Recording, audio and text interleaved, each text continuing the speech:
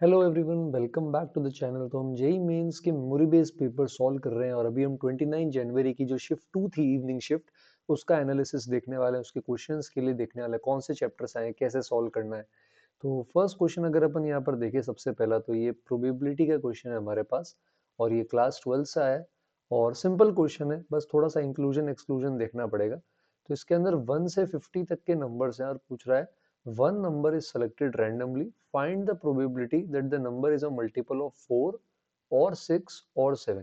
यानी 4 का मल्टीपल भी चलेगा, 6 का भी चलेगा, 7 का भी चलेगा।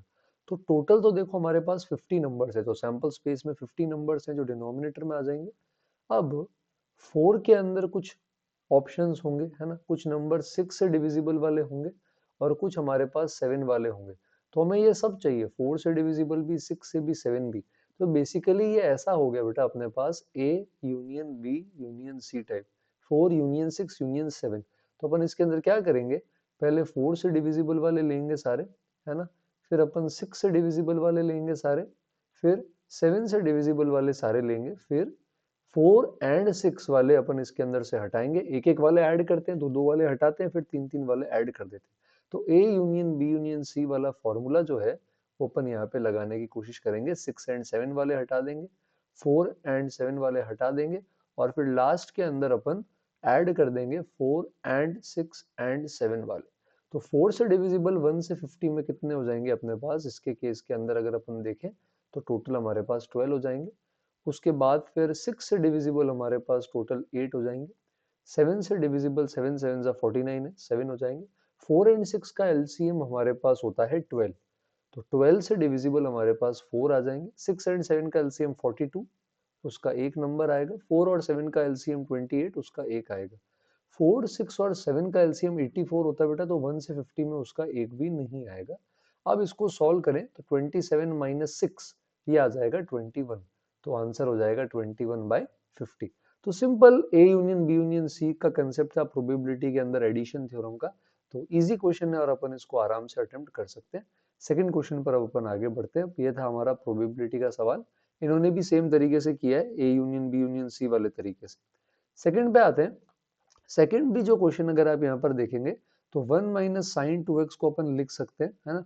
1 माइनस साइन 2x बेसिकली ये अब ये इंटीग्रेशन वाले जो क्वेश्चन है ये हर शिफ्ट के अंदर आ रहे हैं और ये भी इसके अंदर है और लार्जली ये इनडेफिनिट का टाइप का माना जा सकता है, क्योंकि इसमें बिना लिमिट के सॉल्व करेंगे अपन, लास्ट में लिमिट लगाएंगे।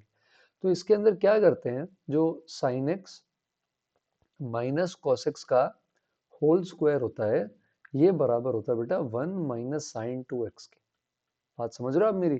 तो रूट 1 माइनस साइन 2x करोगे तो sine x minus cos x मत लिखना गलत हो जाएगा। होल स्क्वायर का स्क्वायर रूट क्या आता है, mod of sine x minus cos x. और इसकी लिमिट लगाएंगे अपन कहाँ से कहाँ तक, π/6 से π/3। तो बेटा साइन और कॉस के ग्राफ से आप देख सकते हो π/4 तक कॉस एक्स बड़ा होता है 0 से π/4 में, π/4 से π/2 में साइन एक्स बड़ा होता है।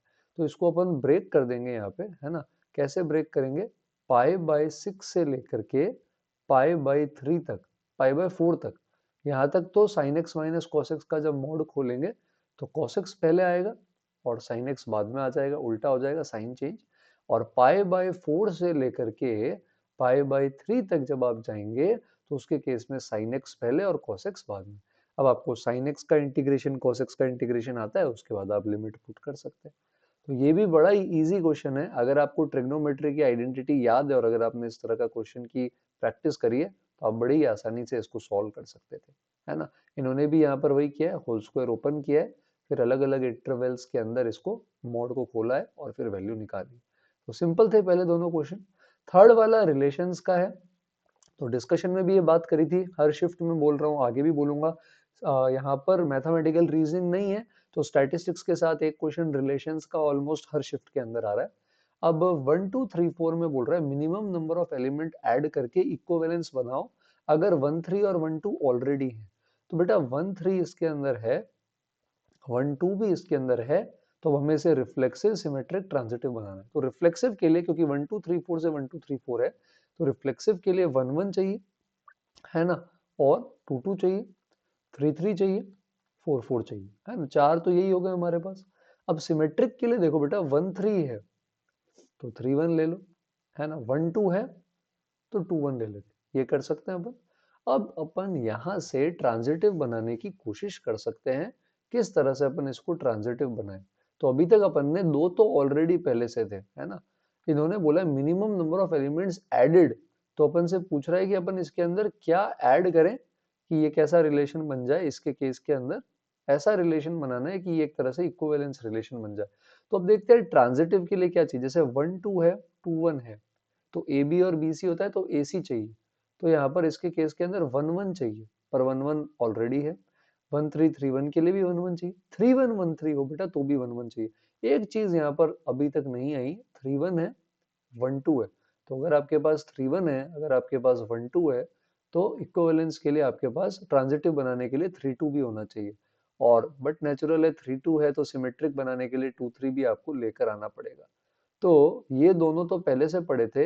अभी तक अपन ने रिफ्लेक्सिव के लिए 4 डाले, सिमेट्रिक के लिए 2 डाले, और फिर ट्रांजिटिव बनाने के लिए ये 1 डाला, और सिमेट्रिक के लिए 2 3 डाला। तो 8 अभी तक डाल चुके हैं।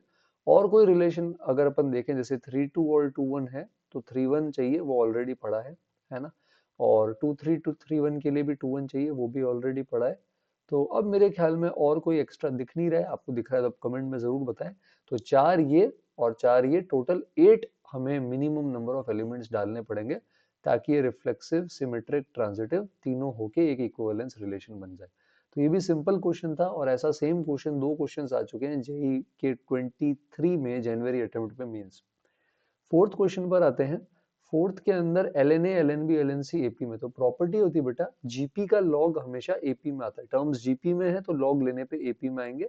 इसका मतलब जो आपका एबीसी है ये जीपी में होगा, और इसका मतलब है बी स्क्वायर बराबर ए सी आ जाएगा, है ना। अच्छा, L N A minus L N two B, इसको अपन क्या लिख सकते हैं लॉग की प्रॉपर्टी से, L N of A upon two B. तो सीक्वेंस सीरीज का आ रहा है, और हर शिफ्ट के अंदर सीक्वेंस सीरीज के ऑलमोस्ट दो दो सवाल देखने को मिल रहे हैं। तो प्लीज अगर आपकी शिफ्ट बाकी है और अभी तक सीक्वेंस सीरीज रिवाइज नहीं किया है आपने, तो जरूर रिवाइज करें। फिर L N two B minus L N two C है, एल एन थ्री सी। तो L N two B minus L N three C को लिख सकते हैं L N of two B, और अपॉन में हम लिख देंगे यहाँ पे थ्री सी। फिर L N three C minus L N A है, इसको लिख सकते हैं एल एन के अंदर थ्री सी, अपॉन के अंदर अपन लिख सकते हैं ए, और ये सारे एपी के अंदर है। तो अब ये एपी में, तो इसका मतलब क्योंकि लॉग है तो लॉग हटा देंगे तो बचे हुए जीपी में हो जाएंगे। मतलब A by two B by three C, और थ्री सी बाई ए, ये भी बेटा किसके अंदर आ जाएंगे, जीपी में। तो मिडिल टर्म का स्क्वायर बी स्क्वायर बराबर फर्स्ट और थर्ड टर्म का प्रोडक्ट ए सी।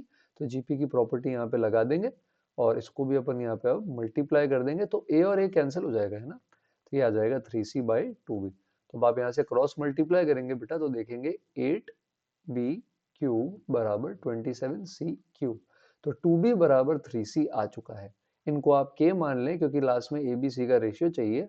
तो b की वैल्यू आ रही है हमारे पास k/2, c की वैल्यू आ रही है अपने पास k/3, और यहाँ पर अब आप b रख सकते हैं, और यहाँ पर अब आप c भी रख सकते हैं। तो यहाँ से आपके पास जब b और c रखेंगे, तो के स्क्वायर बाय 4 अपॉन k/3, वहां से a की वैल्यू आ जाएगी 3k/4। अब आप 4 2 3 का यहाँ पर एलसीएम ले सकते हैं 12। तो एक बन जाएगा 9k/12, एक बन जाएगा 6k/12, और एक बन जाएगा 4k/12, ऐसा कुछ। तो 9:6:4 आ जाएगा अपने पास फाइनल आंसर। तो ए बी सी निकाल के फिर अपन इसका रेशियो, अच्छा कैलकुलेशन में शायद थोड़ी सी मिस्टेक है, तो कैलकुलेशन पार्ट एक बार आप वापस कर देना। इनका ए और बी बराबर आ रहा है, तो ये आप एक बार वापस चेक कर लेना। तरीका आपको बता दिया है। बी स्क्वायर बराबर ए सी, ए बी सी जीपी में है तो, और A by two B by three C by A GP में है तो, two B by three C का होल स्क्वायर बराबर A by two B into three C by, वहां से ए बी सी में रिलेशन आ जाएगा, रेशियो आ जाएगा।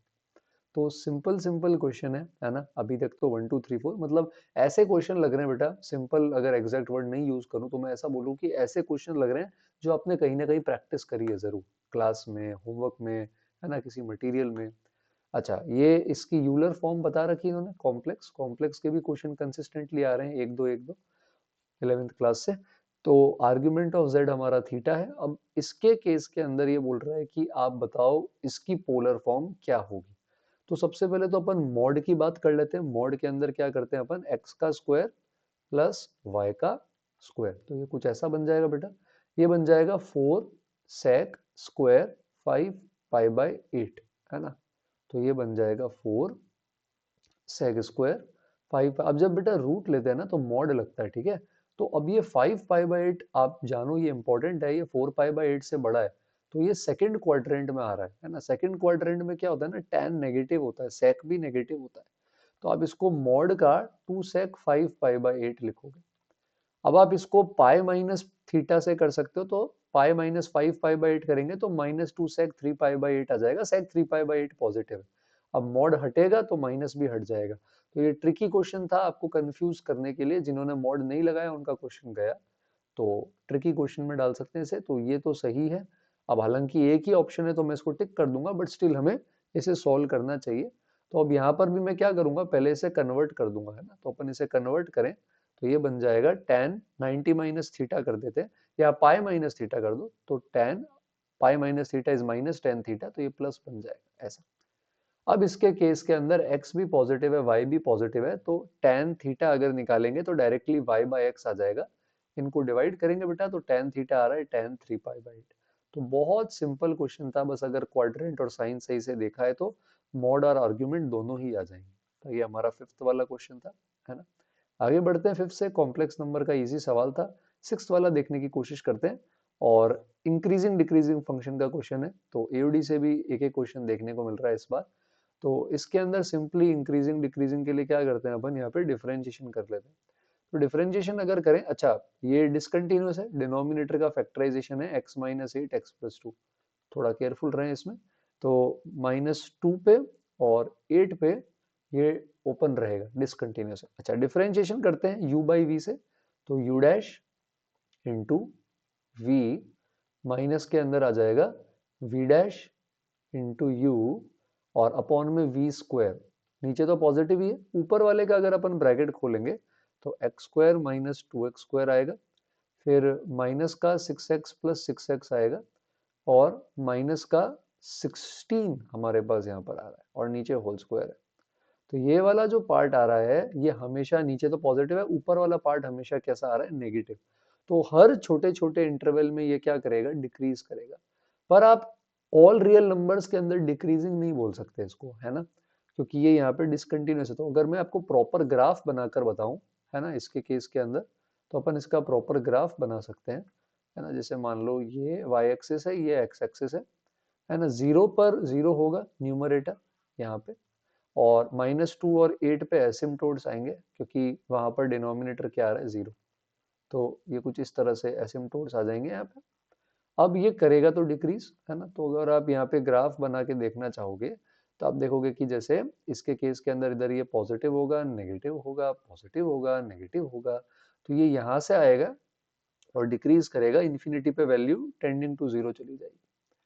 फिर अगर अब आप यहाँ से देखेंगे तो जीरो पे वैल्यू जीरो आ रही है, और इसके केस के अंदर यहाँ पर अगर अपन देखें तो हमने क्या देखा, ऑलवेज डिक्रीजिंग है। तो यहाँ से ऐसे जाएगा डिक्रीज करते करते, ठीक है, और यहाँ वैल्यू नेगेटिव है तो ये हमेशा ऐसे नेगेटिव रहेगा। तो थ्रू आउट डिक्रीजिंग है, बट जैसे -2 पॉइंट पे डिक्रीजिंग नहीं बोल सकते, क्योंकि यहाँ से यहाँ ऊपर जंप गया, है ना। और 8 पे भी डिक्रीजिंग नहीं बोल सकते, एक जंप गया। पर ये तो बोल रहा है इंक्रीजिंग बताओ, तो इंक्रीजिंग एज सच तो कोई इंटरवल मिल नहीं रहा है, कोई भी ऑप्शन सेटिस्फाई करेगा नहीं, इसलिए एम्प्टी सेट हो गया। तो बहुत सिंपल सिंपल क्वेश्चन देखने को मिल रहे हैं अभी तक। और हालांकि इस शिफ्ट के अंदर मेमोरी बेस्ड क्वेश्चन ऑनलाइन थोड़े से कम मिल पाए, तो हो ऐसा भी हो सकता है कि मे भी कुछ अच्छे क्वेश्चन बच्चे भूल गए हैं। तो सेवेंथ वाले पर आते हैं, इसमें बोल रहा है अल्फा बीटा, अच्छा कोनिक का सवाल है, तो बार बार 11th क्लास में आ रहे हैं। तो अल्फा बीटा पैराबोला पर है, और अल्फा बीटा जो है ऑल्सो लाई ऑन कॉर्ड जिसका मिड पॉइंट एक्स स्क्वायर बराबर 8y पे किसी कॉर्ड का मिड पॉइंट दे रखा है। तो cord with a mid point लिखना आता है ना बेटा आपको, cord with a mid point कैसे लिखते हो आप, टी बराबर S11। तो ये अगर आपने पेपर वन का एनालिसिस देखा था चैनल पे, तो आपने जरूर cord with mid point revise करी थी, क्योंकि उसमें एलिप्स की कॉर्ड का मिड पॉइंट दिया था। तो टी बराबर S11 वहां भी यूज हुआ था। तो आई थिंक मोस्टली बेनिफिशियल ही रहता है बेटा, अगर आप पुराने पेपर्स आपकी शिफ्ट से पहले वाले देखकर आगे बढ़ रहे हैं, तो ऐसा चांस है कि आपको एक दो ऐसे कंसेप्ट मिल जाए रिवीजन के लिए जो मे बी वीक हैं, और इस टाइप के सवाल आगे शिफ्ट में भी आ सकते हैं। तो फायदा हुआ है अगर फर्स्ट शिफ्ट का एनालिसिस देखा होगा और जिन्होंने ये पेपर दिया होगा। तो टी बराबर S11 करते हैं इस पॉइंट से यहाँ। तो एक्स स्क्वायर बन जाएगा x into one minus 8y बन जाएगा 4 इंटू वाई प्लस 5/4। फिर अपन यहाँ पर वैल्यू रख देते हैं तो ये बन जाएगा 1 स्क्वायर और माइनस के अंदर आ जाएगा 8 इंटू 5/4 का स्क्वायर। तो इन्होंने वही कॉर्ड निकाली भी है यहाँ पे क्वेश्चन में, और ये यहाँ पर I think x minus 4y और प्लस के अंदर 4 इक्वल टू 0, ऐसा कुछ यहाँ पर आता हुआ हमें नजर आएगा। तो इसके केस के अंदर अब यहाँ पर अगर देखें तो ऐसा कुछ बन रहा है, जो भी मतलब एक बार कॉर्ड है आप निकाल लेना कैलकुलेशन का ध्यान रखते हुए।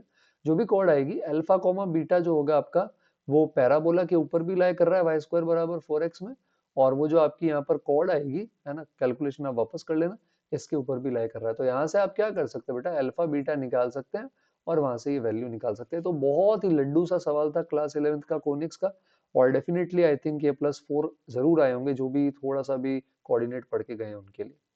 8th पर आते हैं, वेक्टर के दो दो सवाल अभी तक सारी शिफ्ट में देखने को मिले हैं। तो ये इस शिफ्ट का पहला वेक्टर का सवाल है 12th क्लास से, और ये बोल रहा है कि यू वेक्टर एंगल बना रहा है π/3 π/3 2π/3, और उसके केस के अंदर अब आपको यहाँ पर बोला है कि mod you minus mod we बताना है। मॉड वी तो निकाल लोगे, अब यू वेक्टर एंगल बना रहा है π/2 π/3 2π/3, तो बेटा डॉट प्रोडक्ट यूज करो, इसके साथ डॉट जीरो कर देते हैं क्योंकि एंगल π/2 है, तो x/√2 प्लस y/√2 ये जीरो आ जाएगा।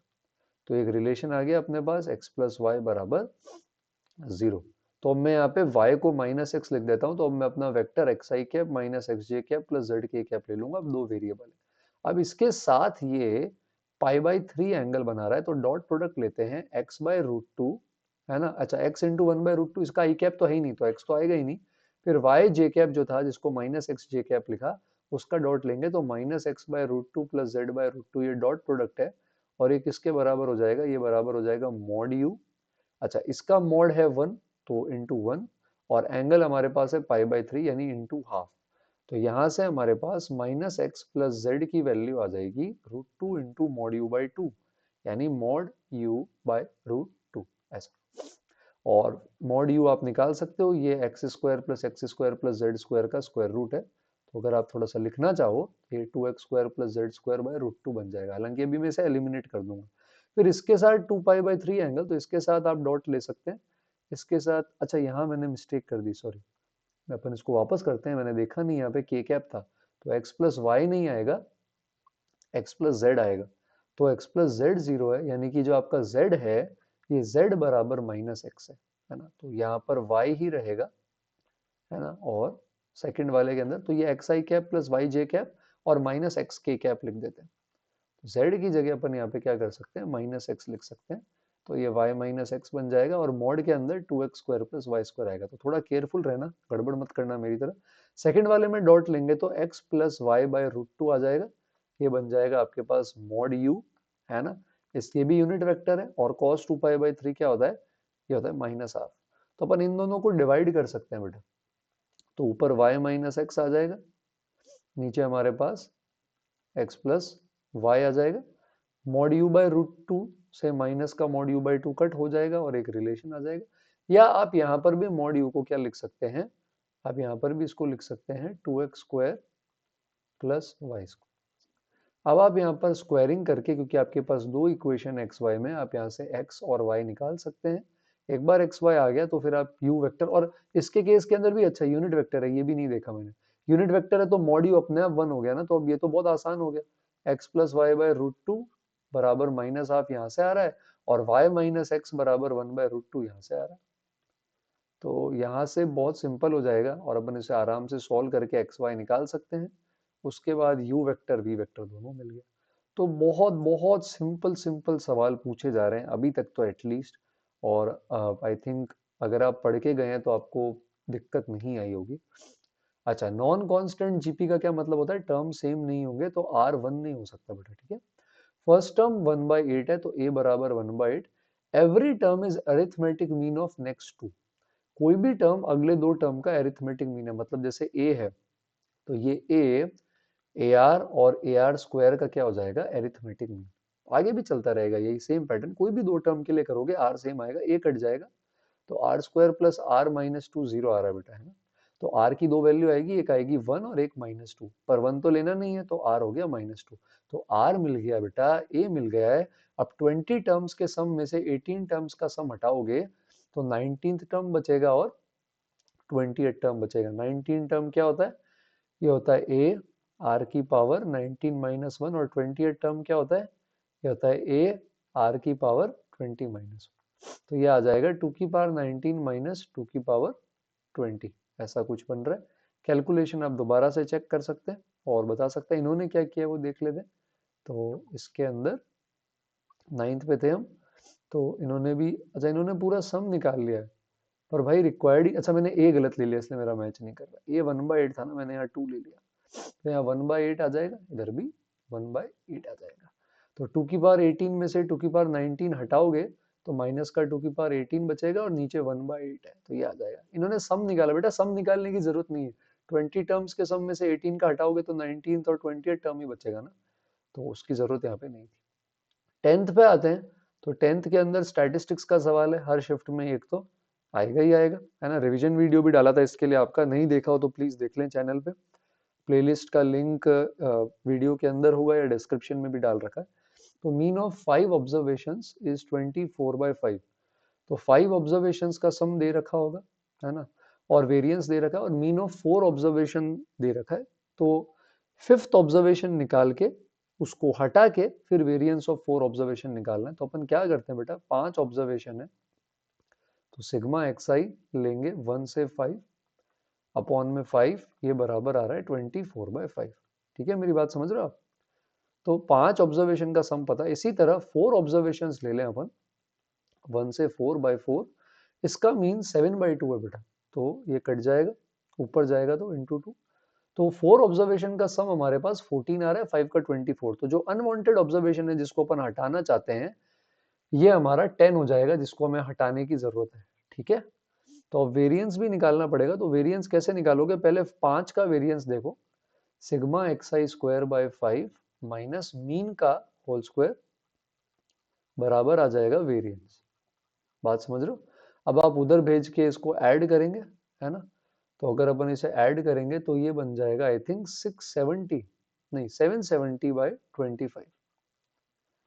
तो सिग्मा एक्स आई स्क्वायर जो अपने पास आ रहा है 5 से मल्टीप्लाई कर देंगे ऊपर ले जाके, 770/5 आ जाएगा जो 154। अब इसमें से क्या चाहिए हमें, 4 का वेरिएंस चाहिए। तो 5th ऑब्जर्वेशन का स्क्वायर हटा देते हैं। तो 5th ऑब्जर्वेशन 10 थी, तो इसमें से आप क्या करोगे, 10 का स्क्वायर यानी 100 हटा दोगे, तो नया सिग्मा एक्स आई स्क्वायर बन जाएगा 54। अब इसका वेरिएंस निकालेंगे तो sigma x I square by 4 और माइनस ये जो नया मीन है इसका स्क्वायर यानी 49/4, तो आंसर आ जाएगा 5/4। तो बहुत ही लड्डू सवाल था बेटा। स्टैटिस्टिक्स जनरली 12th में पढ़ाते हैं, हालांकि बुक्स में 11th में। तो 1 से 10 के अंदर तो सारे अभी तक मुझे डुएबल लगे, और क्योंकि मेमोरी बेस्ड है तो इसके आगे के 10 इनको इंटीजर मिले, सिंगल करेक्ट वाले मिले नहीं है, तो काफी क्वेश्चन मिसिंग है। हालांकि एक दो फाइल्स और है, उस पर भी जाएंगे अपन देखने, मिसिंग क्वेश्चंस ढूंढने। फिलहाल 21 पे आते हैं। ये बाइनोमियल का 11th का अच्छा सवाल मिला है, और इसमें इसलिए अच्छा है क्योंकि पावर की पावर है। तो 6, अब इनका तरीका तो कॉन्ग्रुएंस मॉड्यूलो है, वो अपन यूज करेंगे नहीं। 64 पर आ जाते हैं। तो 64 जो है उसकी पावर 32 की पावर 32 है। तो अब ये डराने के लिए लॉजिकल है, बट सवाल एकदम लड्डू है यार। 64 को क्या लिख सकते हो, मेरी बात सुनो आप, 63 + 1 लिख सकते हो आप, 32 की पावर 32। तो 63 9 7 जा होता है, ये पता है आपको। आप 63 की कोई भी पावर लोगे 9 से डिवाइड हो जाएगा, बचेगा क्या बस लास्ट में, इस बाइनोमियल का लास्ट टर्म 1 की पावर 32 की पावर 32, और 1 की कोई भी पावर 1 होती है, तो रिमाइंडर चुपचाप से क्या लिख दोगे 1। तो ये तो मैं बिना लिखे बता सकता था, इतना आसान सवाल है। बट वही है, डर जाते हैं बच्चे पावर देख के और घबरा जाते हैं, वो नहीं होना चाहिए। इसीलिए बोलता हूँ मैं कि कॉन्फिडेंट होकर जाओ, शांत दिमाग से जाओगे तो ऐसी चीजें कभी मिस नहीं होंगी आपसे, है ना। ऐसे ही सोचो कि जैसे घर पे बैठ के सवाल लगा रहे हो, बस टाइम के साथ लगा रहे हो, प्रेशर मत लो, है ना। तो एरिया बाउंडेड पूछा है इसका, और मिन की बात करी तो ऐसे मिनिमम वाले क्वेश्चन किए हैं, पहली 3 शिफ्ट में भी आए हैं। तो अगर आपने देखा होगा चैनल पे एनालिसिस तो जरूर आपको हेल्प मिली होगी इसमें। तो पहले y जो है वो 0 से बड़ा है, यानी इस एक्सिस के ऊपर की बात करेंगे, और x² + 2 ये पैराबोला है, ये बनाओगे आप ऐसा, ठीक है। और फिर y 2x + 2 लाइन बनाओगे, तो 2x + 2 और इसको साथ में सॉल्व करोगे ना, अगर आप बात सुनो तो 0 और 2 पे कट करेगा, तो ये 0 है, 0, 2, और अगर अपन यहाँ पे 2 रख देंगे तो 2,6 और ये ऐसे जा रहा है, आगे तक जा रहा है ऐसा। अब हमें जो एरिया चाहिए ना, वो एरिया हमें चाहिए 0 से 3 के बीच में। तो अगर 0 से 3 देखेंगे तो यहाँ पर ये x बराबर 0 है और इधर कहीं x बराबर 3 आएगा। और आपको इसके अंदर मिनिमम लेना है, तो मिनिमम मतलब इधर पहले पैराबोला नीचे है, फिर लाइन नीचे, और ये एरिया आपको चाहिए 0 से ऊपर, 0 से 3 के बीच में, और ये मिनिमम वाला। तो अब आप क्या करेंगे बेटा, एकदम सिंपल है, 0 से 2 में क्वाड्रेटिक का इंटीग्रेशन, और 2 से 3 के अंदर आप क्या कर सकते हैं इसके केस के अंदर, 2x प्लस 2। तो बड़ा ही इजी सवाल लग रहा है ना, मेमोरी बेस्ड अभी तक 12 सवाल देखे हैं और सारे ही मतलब ऐसा लग रहा है कि कर सकते हैं। हालांकि 21 22 क्वेश्चन ही मिले हैं, तो हो सकता है पीछे के 8 ज्यादा लेंदी है, टफ हो, बट अभी जो हमारे सामने हम उनकी बात ही कर सकते हैं। अच्छा, ये पी एंड सी का क्वेश्चन है, डिवीजन डिस्ट्रीब्यूशन, एक एक पी एंड सी का क्वेश्चन भी आ रहा है, तो कोशिश करी इन्होंने चैप्टर्स कवर करने की। तो 8 आइडेंटिकल बुक्स को 4 डिस्टिंक्ट बुक शेल्फ में, अच्छा तो डिवीजन डिस्ट्रीब्यूशन नहीं है, बेगर मेथड हो गया, मेथड ऑफ फिक्टिशियस पार्टीशन। तो अगर क्वेश्चन ध्यान से पढ़ा है तो ही सही होगा, वरना गलत हो जाएगा। 4 अलग अलग बुक शेल्फ में रखना है, मान लो एक बुक शेल्फ में ए बुक्स है, एक में बी है, एक में सी है, एक में डी है, where any book shelf can be empty. तो कोई रेस्ट्रिक्शन ही नहीं है, बस 8 आइडेंटिकल चीजें 4 बुक शेल्फ को देनी है। तो कैसे देंगे, n plus R minus one C R minus one, 11C3, ये हमारा आंसर हो जाएगा। तो मतलब एक एक लाइन के सवाल भी अपन को देखने को मिल रहे हैं। तो इस बार का मीन्स में अभी तक ऐसा नहीं बोलूंगा कि बहुत ज्यादा लेंदी है। अब ये क्या है ना, कंसेप्शन बैठा हुआ है दिमाग के अंदर कि लेंदी ही आता है, तो बच्चों को अगर आसान भी मिलता है तो वो लगता है लेंदी ही है। तो ओपन माइंड से दे बेटा एग्जाम, है ना, ओपन माइंड से अप्रोच करेंगे तो ऐसी गलतफहमी नहीं होगी, है ना, एकदम नॉर्मली दें और बहुत अच्छे से क्वेश्चन कर लेंगे। ये मेथड ऑफ डिफरेंशिएशन का क्वेश्चन है, मेथड ऑफ डिफरेंशिएशन का सेकंड शिफ्ट में भी आया था, तो हर शिफ्ट में तो नहीं, बट हाँ देखने को मिल रहे हैं ऐसे सवाल डिफरेंशिएशन वाले। तो एफ एक्स को पहले डायरेक्टली इसका डिफरेंशिएशन मत करें, लेंदी हो जाएगा, तो आप इसे पहले L N A minus L N B से अलग कर दें। अब आप एफ डैश एक्स और एफ डबल डैश एक्स निकाल सकते हैं एक्स बराबर 0 पे। तो अगर आप एफ डैश एक्स लेंगे तो यहाँ चेन रूल लगेगा, ये आ जाएगा minus 2x upon 1 minus x square, और साथ में आ जाएगा minus 2x upon 1 plus x square. चाहे तो आप इसे यहीं पे एफ डैश 0 निकाल सकते हैं, सॉरी एफ डैश हाफ चाहिए ना, तो एफ डैश हाफ निकाल सकते हैं, यहाँ पे हाफ रखेंगे तो एफ डैश हाफ आ जाएगा। एफ डबल डैश में भी अब आप इसका डिफरेंशिएशन करने की जगह पहले एलसीएम ले लें, तो आप एलसीएम लेके सॉल्व करेंगे तो आप देखेंगे ये बन जाएगा माइनस यहाँ पे 4x, और नीचे आ जाएगा 1 माइनस एक्स की पावर 4, ये आपका एफ डैश आ गया। हाँ, यहाँ क्वेश्चन रूल से एक बार और डिफरेंशिएशन लगाएंगे तो आपके पास एफ डबल डैश एक्स आ जाएगा। एक बार F dash F double dash आ गए तो आप पुट कर सकते हो। तो बहुत सिंपल था मेथड ऑफ डिफरेंशिएशन, है ना, डायरेक्टली कर सकते थे, कोई प्रॉपर्टी भी अलग से नहीं लग रही डिफरेंशिएशन की, या कोई सब्स्टिट्यूशन भी नहीं। नेक्स्ट पे आते हैं, अब ये ट्रिग्नोमेट्री का है, सम ऑफ रूट्स है, और ये जब तक आप सिंप्लीफाई नहीं करेंगे तब तक आप सोचेंगे कि यार ये कैसे होगा, तो आपको ये सिंप्लीफाई करना था। तो ये 11th का ट्रिग्नो का ये आई थिंक ये थोड़ा लॉजिकल और अच्छा दिख रहा है, क्योंकि इसके अंदर थोड़ी ट्रिग्नोमेट्री लगा के सॉल्व करना पड़ेगा।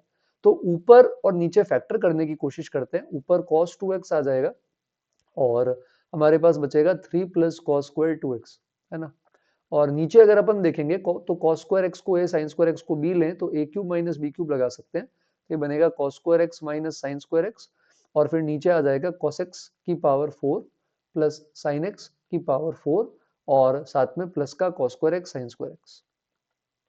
बात समझ रहे हो आप मेरी?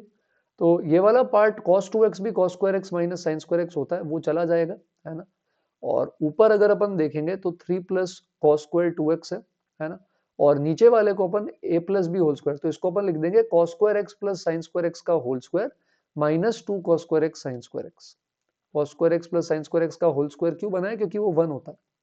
तो डिनोमिनेटर में हमारे पास आ रहा है 1 minus cos square X sine square X, और cos square X sine square X को आप साइन 2x का होल स्क्वायर बाय 4 लिख सकते हैं। तो अपन एलसीएम ले लेंगे तो ऊपर 4 चला जाएगा, ऊपर वाले cos स्क्वायर 2x को 1 माइनस साइन स्क्वायर लिख दो बेटा, और नीचे एलसीएम पे ये आ रहा है, तो पूरा ट्रिग्नोमेट्री वाला पार्ट हमारे लिए कट हो जाएगा और बचेगा 4, तो 4 आ जाएगा ऐसा। अब यार ये तो बहुत आसान हो गया ना, नहीं, अब ये तो क्यूबिक इक्वेशन बन गई, थ्योरी ऑफ इक्वेशंस, है ना, तो क्यूबिक इक्वेशन इन्वॉल्व है, सम चाहिए, माइनस बी बाई ए होता है, तो आंसर 1 आ जाएगा। तो ट्रिग्नो अगर थोड़ी सी सॉल्व करने का जज्बा रखोगे तो ये भी सिंपल है। अच्छा 26 के अंदर तो इतने सारे y बाय एक्स देखकर ही मन हो रहा है यार। डिफरेंशियल इक्वेशन का भी क्वेश्चन कंसिस्टेंटली आ रहा है, ट्रिग्नो का आ रहा है, कॉम्प्लेक्स का आ रहा है, सीक्वेंस सीरीज का आ रहा है। तो 11th के टॉपिक्स देखने मिल रहे हैं, कोनिक भी दिख रहा है। फर्स्ट शिफ्ट में हालांकि स्ट्रेट लाइन सर्कल भी आए थे, वो अब अभी मेरे को इतने नहीं दिख रहे हैं, बट 11th के बाकी टॉपिक्स आ रहे हैं, पीएनसी भी आ रहा है, कोनिक्स के एक दो सवाल दिख रहे हैं, क्वाड्रेटिक भी आ जाता है, कभी मिक्स होके आ जाता है, और बाइनोमियल तो आ ही रहा है ना। तो y बाय एक्स, यहाँ पर x से डिवाइड कर दो पूरे को, तो इधर से x हटाओ, यहाँ पर x लगा दो, इधर भी x लगा दो। अब बेटा y बाय एक्स को v ले लेते हैं, यानी y बराबर vx, तो ये बन जाएगा cos v, dy by dx क्या आ जाएगा, v plus X dv by dx, right side के अंदर आ जाएगा v cos v प्लस 1। तो अगर ब्रैकेट खोलेंगे तो v cos v तो कैंसिल हो जाएगा, उसके बाद वेरिएबल सेपरेशन हो जाएगा, है ना। तो x cos v dv by dx ये 1 आ रहा है। अब cos v dv इधर रहेगा, dx बाई x उधर जाके इंटीग्रेशन कर लेंगे, तो आप देखोगे कि आपके पास ऐसा आंसर आ जाएगा। ये क्या खुद ही सॉल्व कर दिया इन्होंने? नहीं नहीं, ये मुझे लगता है मेमोरी बेस के अंदर इन्होंने कर दिया है, खुद थोड़ी सॉल्व करेंगे यार। ऐसे तो एफ ऑफ 1 रख, पाई बाई 3 रख के मैं अल्फा यही निकाल लूंगा। ये एक्चुअली इसका सोल्यूशन है, इन्होंने क्वेश्चन में लिख दिया। तो सिंपल क्वेश्चन था, y बराबर vx जो होमोजेनस डिफरेंशियल में लेते हैं वही करना था आपको। 27 पर आते हैं, तो इधर OA वेक्टर, वेक्टर का क्वेश्चन है, OA वेक्टर बराबर दे रखा है इन्होंने, A वेक्टर, OC वेक्टर है, B वेक्टर, तो A और B के पोजीशन वेक्टर हो जाएंगे, A वेक्टर और B वेक्टर, तो OAC उठा लेते हैं, है ना। तो ये अपने पास हो जाएगा OAC, ये ओरिजिन ले लेता हूं मैं, तो ये A वेक्टर लिख लेते हैं, इसे C लिख लेते हैं। और area of OAC is S, तो एरिया क्या होगा, half mod A cross C। S is a parallelogram with side parallel to OA vector and OC vector और डायगोनल दे रखा है। तो बेटा अगर साइड पैरेलल है तो अपन कोलिनियर ले सकते हैं, मतलब अब OA को ले सकते हैं लैम्डा A वेक्टर, और OC वाले, OC के पैरेलल जो साइड होगी उसको अपन क्या ले सकते हैं, म्यू B वेक्टर, ऐसा। और डायगोनल हमें पता है क्या होता है, V1 वेक्टर क्रॉस V2, तो फिर से वेक्टर, यार कितने वेक्टर के सवाल पीछे ही पड़ गए हैं क्या वेक्टर के। तो 12th का, तो डायगोनल क्या होता है, V1 vector plus V2 vector, और ये किसके बराबर दे रखा है, 12a प्लस 4b। तो सिंपल सी बात है, कंपेयर करोगे तो लैम्डा 12 म्यू 4 आ जाएगा। यानी आपके पैरेललोग्राम के अंदर दो एडजेसेंट साइड है, एक 12a है और एक 4b है। तो एरिया निकाल सकते हैं इसका, कैसे निकालते हैं एरिया, क्रॉस कर लेते हैं, इधर हाफ भी नहीं आता है, तो ये जो b है ये क्या आ जाएगा, 12a क्रॉस 4b 4c, है ना ऐसा। अच्छा यहाँ c लिखना था मैंने गलती से, नहीं, अच्छा यहाँ पे b सही है, इधर b लिखना था मैंने, यहाँ c लिख दिया। तो यहाँ पर नीचे half of A cross B है और ऊपर 12a क्रॉस 4b है, ऐसा आ जाएगा। तो a क्रॉस b जो है वो कट हो जाएगा, 48 अपॉन हाफ 96। तो ये सारे 17 क्वेश्चंस एकदम डुएबल, एकदम इजी लगे मेमोरी बेस में। हाँ कुछ और क्वेश्चंस अपने पास है, देख लेते हैं कुछ मिसिंग हो तो ये इंटीग्रेशन वाला था, ये अपन कर चुके हैं, है ना। अच्छा ये वर्टेक्स है, एंगल क्यूपीआर, अरे यार मजाक कर रहे हैं क्या, एसओटी का कॉस रूल है यार, ये तो कितना सिंपल है, एंगल पूछ रहा है, और एसओटी भी नहीं पता तो कोई बात नहीं, वेक्टर से कर लो, कॉस थीटा तो डॉट प्रोडक्ट से निकाल सकते हो ना। P Q R, QPR angle चाहिए ये वाला, तो पी पता है 323, ये भी वेक्टर का ही है अगर एसओटी नहीं लगा रहे तो। और मुझे पता नहीं एक्चुअली इतना आसान सवाल आया है या ये मजे ले रहे हैं, है ना, बट मतलब कितना सिंपल पेपर है यार। तो पी आर वेक्टर निकाल लेते हैं, सब्ट्रैक्ट करो, 7 माइनस 3 4 आई कैप, है ना, जे कैप माइनस के कैप, इधर भी सब्ट्रैक्ट करो, 4 माइनस 3 आई कैप 4 जे कैप माइनस के कैप। अब आप यहाँ पे क्या कर सकते हो, डॉट प्रोडक्ट लगा सकते हो। तो कॉस थीटा कैसे निकालते हैं अपन, कॉस थीटा के लिए क्या करते हैं, v1 डॉट v2 अपॉन में क्या कर देते हैं, मॉड v1 मॉड v2। तो अब आप यहाँ पे डॉट करो, ऊपर आ जाएगा 4 प्लस 1 और नीचे आ जाएगा रूट 18 इंटू रूट 18, तो 9/18 आ रहा है कॉस थीटा, जो कि 2/9 होता है शायद, उल्टा तो नहीं कर दिया, पाई/3 बोल रहे हैं यार, 9, हाँ ठीक है, 9/18 तो हाफ ही होता है ना, क्या कर रहा हूँ। अच्छा एरिया बाउंडेड वाला अपन ने देख लिया था, रिमाइंडर वाला लड्डू सवाल था देख लिया था। अच्छा ये इनवर्स ट्रिग्नोमेट्रिक फंक्शंस का है, कॉस 2 थीटा बराबर 1/9 है, एक्स पूछा है, तो इसको भी के लिए थीटा मान लो बेटा, ठीक है। साइन इनवर्स एक्स को अपन क्या ले लेते हैं, थीटा ले लेते हैं। कॉस 2 थीटा क्या होता है, ये होता है 1 माइनस 2 साइन स्क्वायर थीटा, है ना, और ये 1/9 है। अब साइन थीटा किसके बराबर है, एक्स, तो 1 माइनस 2x स्क्वायर क्या हो जाएगा, 1/9। तो यहाँ से 2x स्क्वायर आ जाएगा 1 माइनस 1/9, यानी x स्क्वायर की वैल्यू 4/9। तो x यहाँ से आ जाएगा प्लस माइनस 2/9, ऐसा। अब इसके अंदर यहाँ पर बोल रहा है कि अल्फा बीटा किस लाइन पे लाई कर रहे हैं।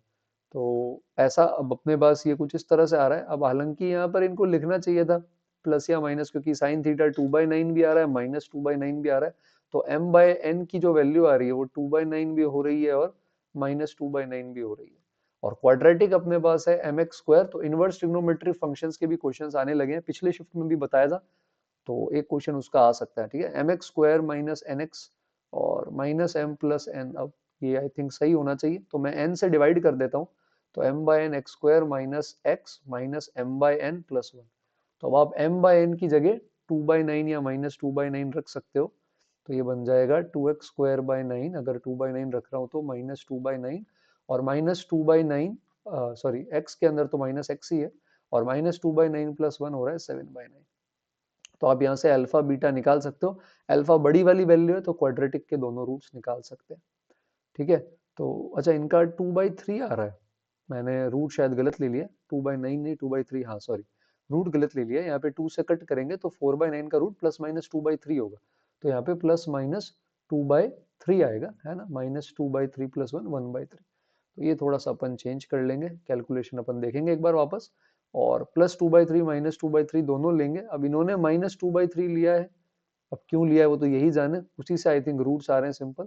बट हाँ, कुछ और भी हो सकता है, मेमोरी बेस में मेंशन, है ना। अच्छा, एक और क्वेश्चन मिला है अपन को क्वाड्रेटिक का, और कॉम्प्लेक्स साथ में इन्वॉल्व है। अल्फा बीटा रूट से ये जरूर थोड़ा सा अच्छा लग रहा है पावर वगैरह देख के। तो अल्फा प्लस बीटा किसके बराबर आ रहा है बेटा, √6। और अल्फा इंटू बीटा किसके बराबर आ रहा है, 3। ऐसा। तो यहाँ पे 1/बीटा है। अब 1/बीटा को अपन लिख सकते हैं अल्फा/3। 1/बीटा है ना यहाँ पे। तो यहाँ पे अल्फा की पावर 99 अपॉन बीटा था, और प्लस में बीटा की पावर 98 था, जो a प्लस आयोटा बी। और रूट्स निकाल सकते हो यार, √6 प्लस माइनस 6 माइनस 12। तो √6 आयोटा बाई 2 आ रहे हैं। तो √6/2 कॉमन ले लेंगे तो 1 प्लस माइनस आयोटा बच रहा है, जिसको आप √2 e की पावर आयोटा पाई बाय 4 या √2 e की power minus iota pi by 4 लिख सकते हो। तो ये अपने पास बन रहा है, एक रूट आ रहा है √3 e की पावर आयोटा पाई बाय 4, इसको अल्फा ले सकते हैं।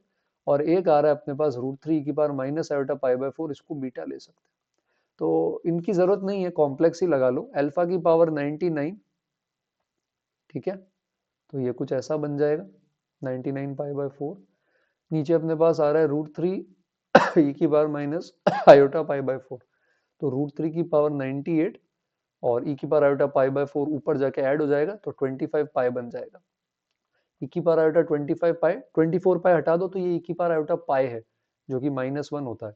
तो ये माइनस का 3 की पावर 49 आ रहा है, रियल पार्ट है, जो मेरे ख्याल से इसके बराबर हो जाएगा। b निकालने के लिए क्या करेंगे, बीटा की पावर 98, यानी √3 e की power minus iota pi by 4 पे आपने 98 चिपका दिया बेटा, ठीक है। तो ये हो जाएगा 3 की पावर 49 और e की power minus iota 98 pi by 4। अब इसमें से आप क्या कर सकते हो, 24 पाई जो माइनस का है वो अलग कर सकते हो, तो माइनस आयोटा पाई बाय 2 बचेगा, जो माइनस आयोटा हो जाएगा। तो -3 की पावर 49 के साथ -3 की पावर 49 आयोटा आ रहा है। अब आप यहाँ पे कंपेयर कर सकते हो बेटा 3 की पावर n a और b को। तो आप कॉमन ले सकते हो, तो 3 की पावर 49 बाहर आ जाएगा, तो n बराबर 49 है, और a और b -1 हो जाएंगे। तो कॉम्प्लेक्स से ही करना था, और पीवाईक्यू में ऐसा सवाल आ रखा है, तो अगर पीवाईक्यू लगाएं तो आपने डेफिनेटली इसको भी फोड़ दिया होगा, है ना। ये एक और, अच्छा एक और क्वेश्चन नया मिला है। तो ये 3D का है, लाइन का वेक्टर तो ठीक है, लाइन के भी पीछे पड़ गए। बहुत कद्दू सवाल है, बड़ा सिंपल सवाल है, लाइन से डिस्टेंस करना है, लेकिन पैरेलल चलना है। किसके पैरेलल चलना है, इस लाइन के पैरेलल चलना है। अच्छा 2D है क्या, अरे यार मैं 3D सोच रहा था। 2D में स्ट्रेट लाइन का सवाल है, इसके पैरेलल चलना है। पोलर फॉर्म लगा दो, है ना। कैसे लगाओगे, मान लो ये वाला पॉइंट आपका r डिस्टेंस अवे है और ये x, y। तो x, y को क्या लिखोगे आप, इसको लिखोगे आप x1 plus r cos theta, और आप इसको लिखोगे y1 plus r sin theta. Polar form पढ़ी है सभी ने। tan थीटा यहाँ पे स्लोप माइनस का √3 आ रहा है बेटा, तो 120 डिग्री है, तो cos थीटा माइनस हाफ हो जाएगा, तो x कोऑर्डिनेट आ जाएगा 2 minus R by 2। Sine theta positive ही रहेगा, 2 प्लस आर √3/2। तो बेटा अब ये पॉइंट जो है, इसको उठाकर आप इस लाइन में पुट कर दो, वहां से r मिल जाएगा, वही आपका डिस्टेंस है। तो पोलर फॉर्म का बड़ा ही सिंपल सा सवाल आया है। जीपी वाला ये अपन कर चुके हैं सवाल, है ना। और इसमें मैक्सिमम मिनिमा, तो एओडी के 2 सवाल, एक और सवाल मिल गया। तो 5 सवाल नहीं मिल गए इसके अंदर, अराउंड 22 तो मिल चुके हैं। मैक्सिमा मिनिमा के लिए क्या करेंगे, अपन डिफरेंशिएशन कर सकते हैं इसका, है ना। अच्छा, अब यहाँ डोमेन का ध्यान रख सकते हैं, डोमेन में कोई दिक्कत नहीं है, यहाँ क्यूब रूट है, यहाँ एक्स है, तो सब जगह कोई भी वैल्यू आ रही है। डिफरेंशिएशन कर देंगे बेटा, तो 3 इंटू 2/3 और x की पावर माइनस का 1/3 आ रहा है, तो एलसीएम लेने पर कुछ ऐसा बन जाएगा। अब क्रिटिकल पॉइंट दो आ रहे हैं, एक तो डिनोमिनेटर जहाँ पे जीरो पे शायद आई थिंक डिफाइंड नहीं है डिफरेंशिएशन, और एक आ रहा है ऊपर की वजह से माइनस का 1 आ रहा है ऐसा। तो आप देख सकते हैं डिफरेंशिएशन इधर पॉजिटिव नेगेटिव पॉजिटिव होगा, फंक्शन कहीं टूट नहीं रहा है, कंटिन्यूस ही है ना। डिफरेंशिएशन एक जगह डिफाइंड नहीं है, बट कोई नहीं, शार्प टर्न आ जाएगा। तो एक जगह इधर मैक्सिमा और मिनिमा का स्कोप अपने पास है, तो इन्होंने पूछा क्या है, बस वही मैक्सिमा मिनिमा, एक मैक्सिमा एक मिनिमा। तो कोई मजेदार नहीं, बड़ा ही आसान सवाल है। अच्छा, ये यहाँ पर जरूर मेमोरी बेस्ड के अंदर थोड़ा सा चेंज है। अब नंबर ऑफ पॉसिबल, अब जैसे यहाँ पे बोल रहा है number of possible equivalence relation बताओ, और उसमें क्या पूछा था, मिनिमम कितने ऐड करें। तो अब यहाँ पर अब मेमोरी बेस में थोड़ी गड़बड़ हो जाती, वहां अपन ने ऐड करके देखा था, कुछ 8 आ रहे थे, तो वहां इक्विवेलेंस रिलेशन बन रहा था। और एक अगर अपन सारे ले लेते 4 इंटू 4 के 16, तो भी एक इक्विवेलेंस रिलेशन बन जाता है, सब आ जाएंगे तो इक्विवेलेंस होगा। तो इसलिए दो इक्विवेलेंस रिलेशन बन रहे हैं। इन्होंने पूछा टोटल कितने इक्विवेलेंस रिलेशन बनेंगे 1 4 1 2 से, तो एक तो वो 8 वाला किया था अपन ने, और एक अगर अपन सारे ले लें तो दो इक्विवेलेंस। तो अगर ये सवाल आया तो ये अच्छा है डेफिनेटली। अच्छा, यहाँ पर भी ये शेल्फ और बुक में भी चेंज है। यहाँ पर शेल्फ को भी क्या बोल रहा है, आइडेंटिकल, तो यहाँ केसेस लिखने पड़ेंगे।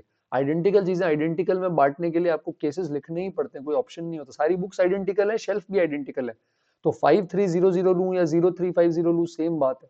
तो यहाँ सारे केसेस बनाने पड़ेंगे 8000। अब 0800 नहीं लेना, शेल्फ आइडेंटिकल है। तो अगर ये पता नहीं है, आप मुझे कमेंट में बता सकते हो जिन्होंने ये शिफ्ट दिया है, कि क्वेश्चन ये वाले पीडीएफ में सही है या दूसरे वाले में सही थे, नंबर ऑफ इक्विवेलेंस रिलेशन था या एलिमेंट कितना ऐड करें ये था, या शेल्फ आइडेंटिकल थी या डिफरेंट थी।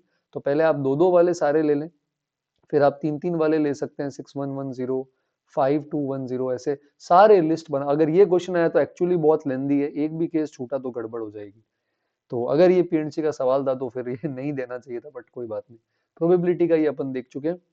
और बोल रहा है A B point of L1 L2 shortest distance points from origin OA into OB। तो ये कोई क्वेश्चन रहा होगा, एग्जैक्ट डेटा नहीं है, तो L1 L2 कोई दो लाइंस होंगी, और ए और बी यहाँ पर पॉइंट रहा होगा, और shortest distance of points from origin OA into OB, तो पोलर फॉर्म या कुछ ऐसा दिख रहा है, बट क्वेश्चन नहीं है। बट हाँ, शॉर्टेस्ट डिस्टेंस का सवाल आया, ये देख सकते हैं। एक पीडीएफ और है मेरे पास बेटा, देख लेते हैं उसमें कुछ नया अगर मिल जाए। तो ये आई थिंक लोड हो रहा है, इस पर मैं लिख नहीं पाऊंगा, ये वेब का ही लिंक है। तो ये डिफरेंशियल है पहला, ये अपन कर चुके हैं, y बराबर vx इजी, रिमाइंडर निकाल चुके हैं बाइनोमियल 11 से इजी। एरिया मिन वाला था, सिंपल था, कर सकते थे। cos 2 थीटा के फॉर्मूला से डायरेक्ट इसकी वैल्यू आ रही है अपने पास, mn आर को prime alpha greater than beta, तो इन्होंने सॉल्व करा है। और x बराबर इन्होंने 2/3 लिया है। साइन इनवर्स x, अच्छा देखो यहाँ पे जैसे कंडीशन दे रखी है x इज पॉजिटिव, तो ऑब्वियसली साइन थीटा पॉजिटिव वाला लेंगे, वहां ऐसा कुछ लिखा नहीं था, तो मेमोरी बेस में इशू रहता है। इनडेफिनेट का ही अपन ने किया था। अब यहाँ, हाँ देखो, यहाँ आइडेंटिकल बुक्स और आइडेंटिकल शेल्फ लिख के इन्होंने बैगर लगा दिया, तो आइडेंटिकल बुक्स आइडेंटिकल शेल्फ में बैगर नहीं लगा सकते, ये गलत सॉल्यूशन है, क्योंकि सेम चीज, आइडेंटिकल चीजें डिफरेंट लोगों में बांटते हैं तब बैगर लगता है। आइडेंटिकल चीजें आइडेंटिकल में बांटनी है तो केसेस बनाने पड़ेंगे, जो पिछले पीडीएफ पे था, तो ये थोड़ा लेंदी हो गया है ना। सेवेंथ वाला वेन डायग्राम से हो गया था प्रोबेबिलिटी का। एट्थ वाला T19 T20 हमने कर लिया था। नाइन्थ में पैरेलल डिस्टेंस मेजर कर ली थी। 10th कॉम्प्लेक्स नंबर से किया था अपन ने। मीन वेरिएंस भी कर लिया था, आसान है। कॉम्प्लेक्स का भी आसान था, क्वाड्रेंट देखना था, है ना। अब यहाँ पर भी देखो, minimum number of ordered pair वाला बोला है, तो इसका तो आंसर 8 है। तो आप मुझे प्लीज कमेंट्स में बताएं अगर आपकी शिफ्ट थी तो।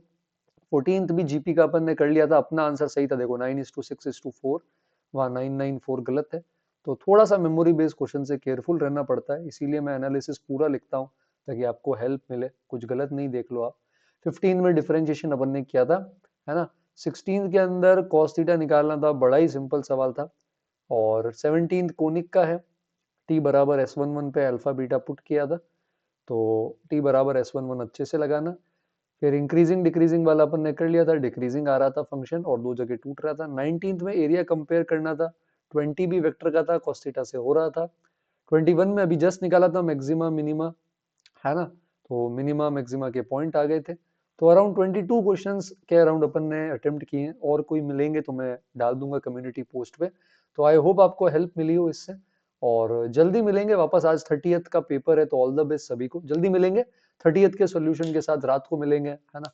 और क्वेश्चंस करते रहें, तब तक के लिए 11th वाले बच्चे देखते रहें 11th के क्वेश्चन, 12th वाले अपनी शिफ्ट्स का एनालिसिस देख सकते हैं। तो पसंद आया तो प्लीज चैनल को सब्सक्राइब करें, वीडियो को शेयर कर सकते हैं सभी के साथ। Thank you everyone for watching the video, and all the best for your exam.